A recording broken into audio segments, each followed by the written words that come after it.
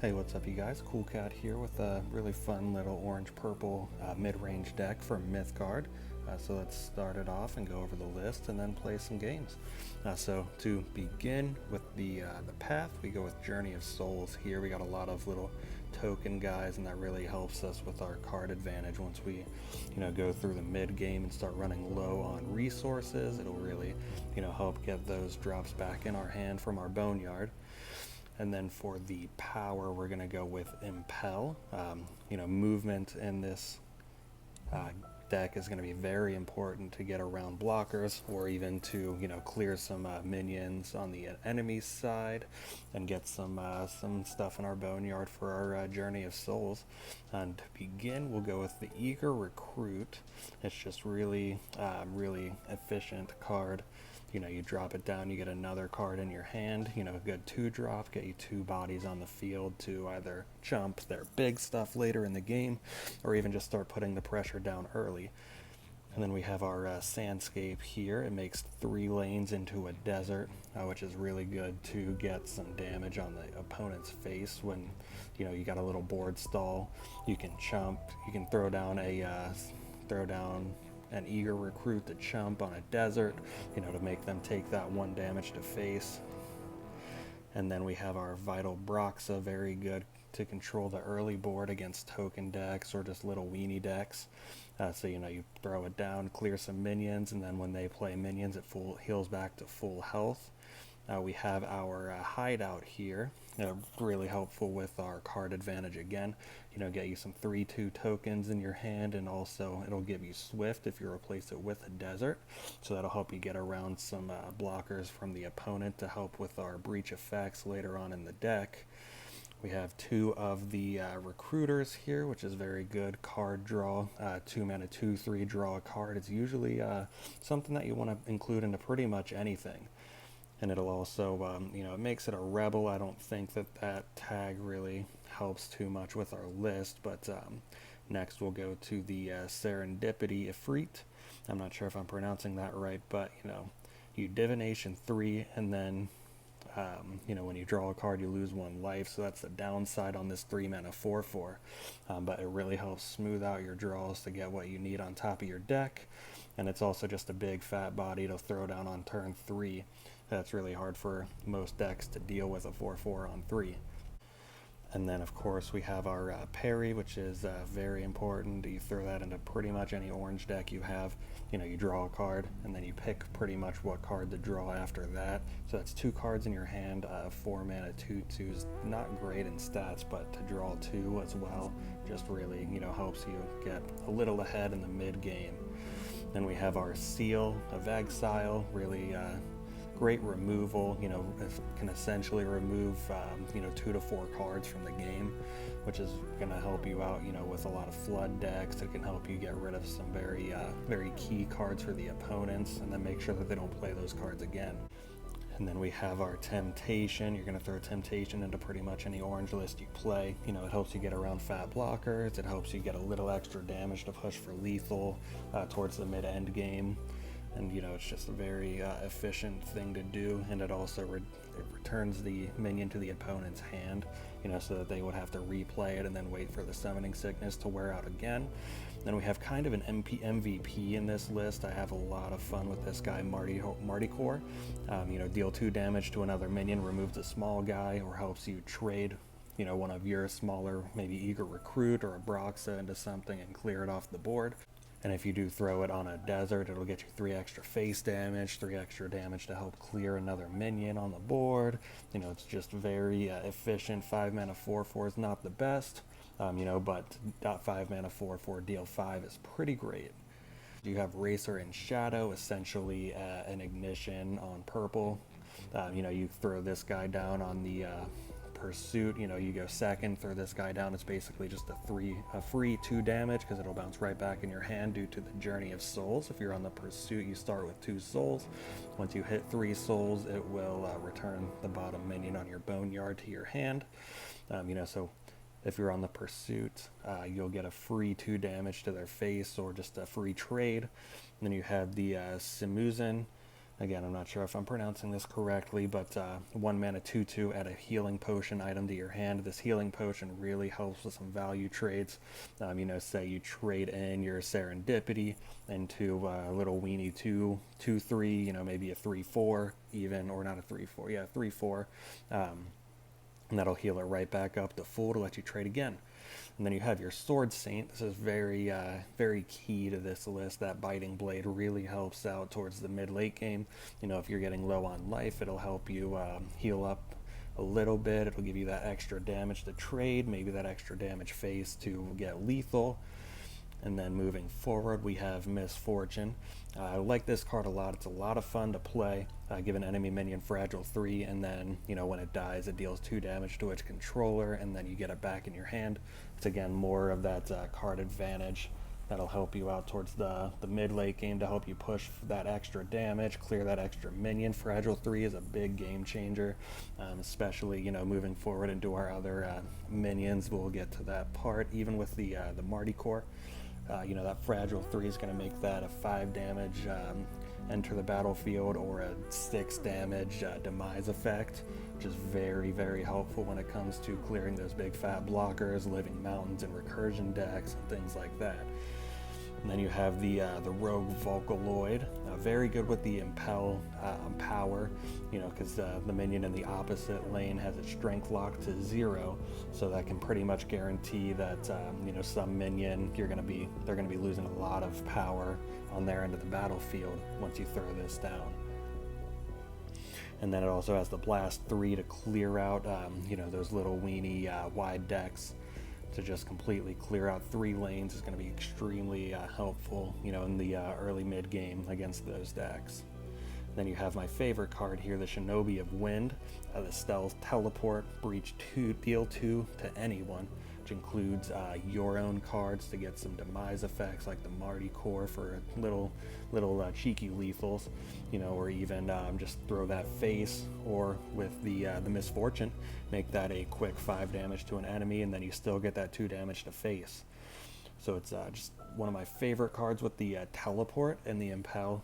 Really helpful to get around pretty much any blocking situation the opponents have set up.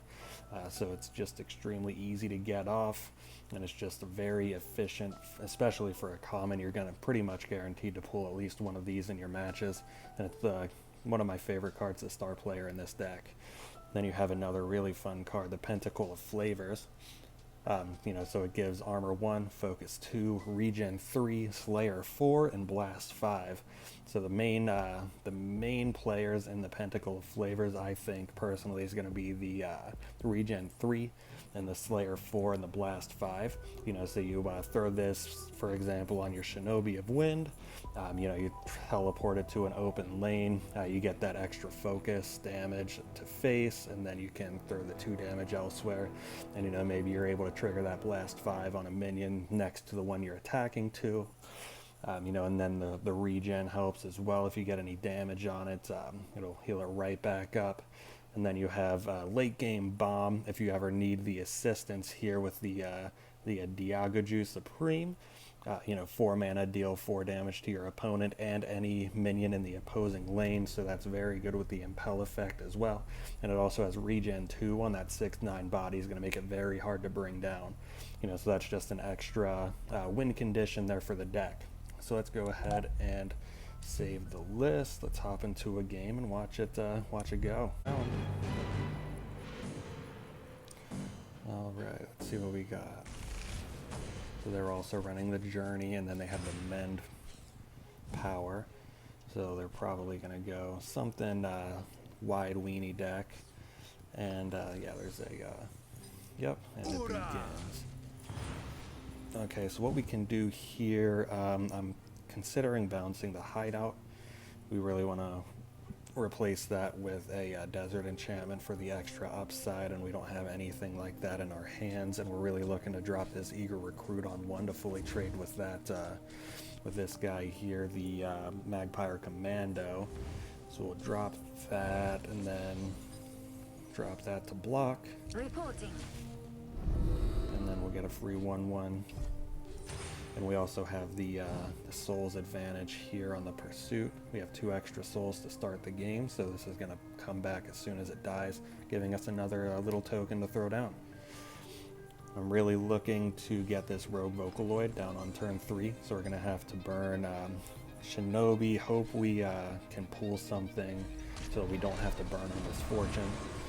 But it's not looking like that's going to be the case here. So what I'm going to do, I'm going to burn another orange card so that we can play the recruit part 2, and then probably just drop a 1/1 here. We have probably end up skipping the vocaloid on curve because they're not really throwing down too much that we have to be worried about. So I'm going to burn a Mardy here because we already have 2, and the peri is going to be a little more important to get that card draw to draw into more purple to burn so that we can throw down our vocaloid, and also just more cards are going to be useful, obviously. So essentially right now we have played 1 card because we've gotten 2 tokens, and then we've bounced this guy back due to our Journey of Souls power. So we are really good on cards right now. We have 7 to their 4. About to be 7 to their 3 once they throws that down. So that's good. That's going to get cleared very easily by our Mardy. So I'm probably going to drop the Misfortune here because I really want to throw down the Shinobi of Wind so that we can really you know, either clear that with the Shinobi or just have that extra stealth to kind of, you know, scare the opponents and make them question what we just threw down. I'm probably going to throw it right here so that we can keep the left side open in case we have to teleport it to be next to the 1/1, or, you know, we can just keep it right here if they don't block it on this end. Just keeping our options open to make sure that we can get that breach effect. So on their end, they burn. So they got 2 orange, 2 green. All right, so we're keeping this open. They threw down the spider web. So that's a really easy teleport to clear that 2/2. We don't really care about 1 damage face. So that essentially clears off the right side of the board for now. So let's go ahead and let's see. So we take a look at our gems and our power here. We have 2 orange, 1 purple. I do want to keep this vocaloid. I don't want to burn it because that's going to come in handy, especially against all of these deadly effects, because the deadly doesn't trigger if they don't have any attack. So let's go ahead and start off. We know we're gonna do this. Teleport this to the empty lane to swing, and then kill that 2/2 with the breach effect. Then we're gonna swing the 1/1 in because we're not gonna be able to move it around. So what we can do here, we do have to burn something. We can burn. Let's see. We can burn a peri here, so we can drop down another eager recruit over here. I want to keep the 3 lanes in the middle open in case, you know, we have to move our shinobi over to the middle. So I'm trying to keep everything towards the edges, you know, so that we can have that guaranteed breach if we need it. And our card advantage is looking very good. We have some good quality cards in our hands. We have the peri for more card draw. We have 2 mardykhors.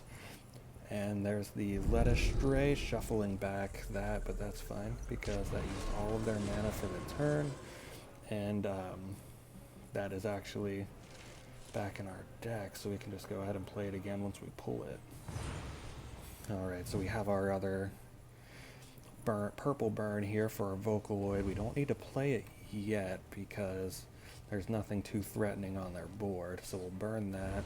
I do want to drop the Mardy so that we can kill that 1/1 and push more face damage here. So we'll just do that, kill the 1/1, swing face, and end turn. Alright, so we're down to 4 cards. They have 3 at the beginning of their turn. We'll have 5, so we are in a very good position right now. As far as card advantage goes, we have great cards in our hand. We have draw 2 in our hand. We have vocaloid, which is essentially going to be at least a 2-for-1, sometimes even 3 or 4. If we get another simuzen draw, get that heal in our hand. So let's see what our opponent plays here. Looks like they're going to be having a rough time. Alright, that's a good trade for our Mardy. Gonna use it to kill our 1/1, I guess? Yeah, that's fine.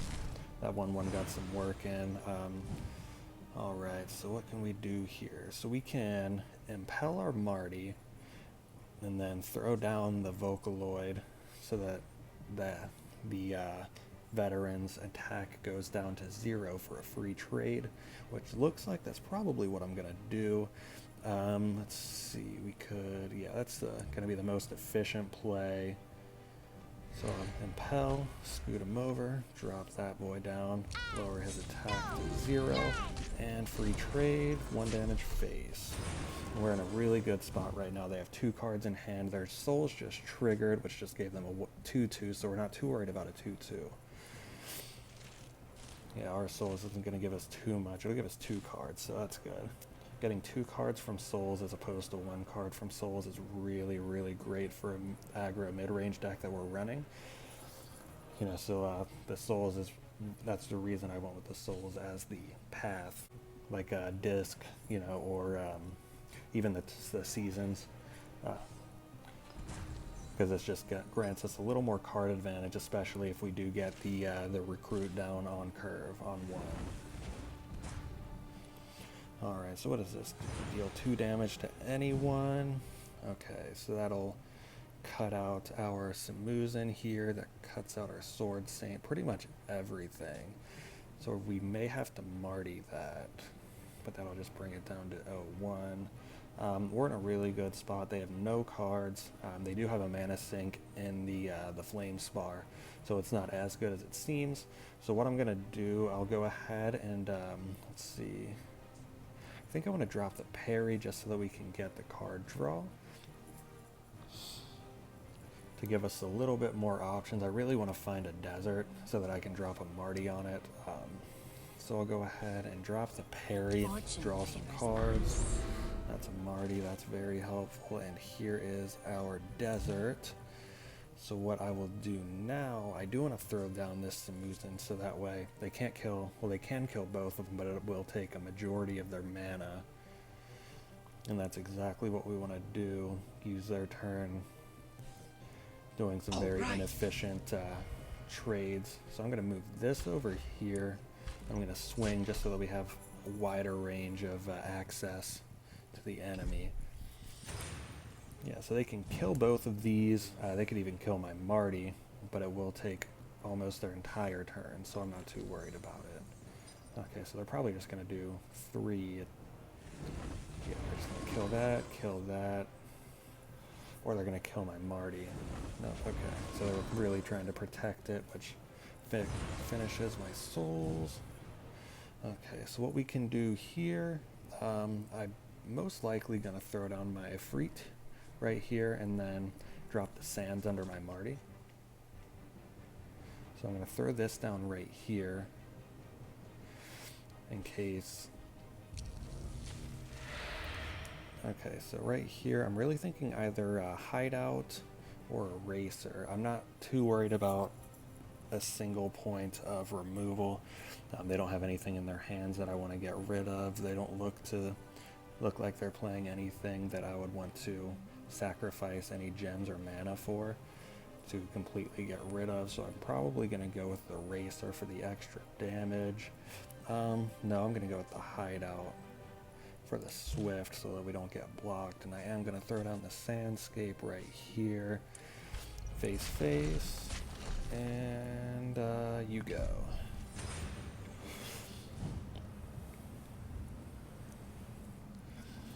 Okay, so they're on 7. They can. Okay, so that's exactly why I got the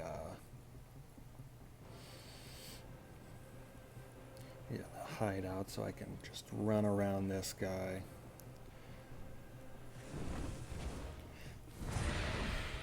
So I'll throw that down here.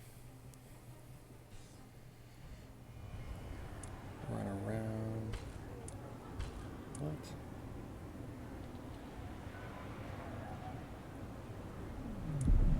Gives us, oh, they just gave up. I completely misread that. So that is the deck. It's a very fun little mid-range list. It's relatively cheap. There are a few mythics, but those are easily replaceable. For example, you can drop the vocaloid and a Misfortune for something. Maybe some multimorphosis. Shinobi of Smoke's not too bad. Back alley Ronins, really easy to get some face damage to get that triggered on the back alley Ronin right here. Pentacle of Flavors is going to be two rares, which are kind of important. As you could see last game, I didn't even have a chance to throw it down, but you can replace that with, there's a few options. You could even throw in an extra racer, maybe even a pocket instance for some easy trades, which is essentially what that's going to get for you. Maybe another seal. I don't know about another seal, but something like parcel regulars to get more tokens in your hand. Add in some sand scouts. Really go in on the desert theme of the deck. But there's plenty of budget options to replace these mythics. It's not completely required. When it comes to the core of the deck, it's mostly going to be Impel, the Shinobi of Wind. I'd say Mardykhor is pretty core to the deck. Eager Recruits. Even the ifreet's just the very efficient 3 mana 4/4, smooth your draw. Just the really efficient cards in the mid-range decks are really gonna push it up to the next level. But that is it for me. If you have any questions, leave a comment. If you like the deck, let me know how you do with it. If you have any adjustments that you would make, let me know, and I'll be happy to test, reply. Maybe I did test them. But just let me know in the comments.